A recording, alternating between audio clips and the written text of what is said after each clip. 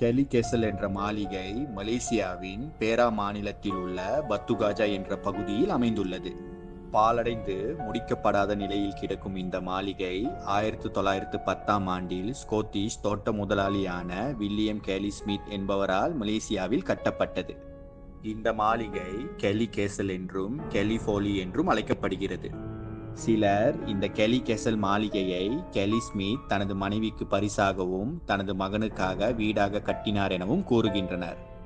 Kelly Kessel மாளிகை சுங்காய் ராயா ஆற்றின் அருகே அமைந்துள்ளது. ஆங்கிலேயர்கள் மலேசியாவை ஆட்சி செய்த காலத்தில் கட்டப்பட்ட இந்த மாளிகை ஒரு பேய் அரண்மனை என மக்கள் நம்புகின்றனர். இன்றும் நிறைவேறாத ஆசையோடு இந்த மாளிகையில் அதன் உரிமையாளர் கேலி ஸ்மித் சுற்றி திரிகிறார் எனவும் சிலர் இரவில் இவர் அந்த மாளிகையில் நடந்து செல்வதை பார்த்ததாகவும் கூறுகின்றனர். வில்லியம் கேலி ஸ்மித் 1870ஆம் ஆண்டில் ஸ்கொட்லாந்து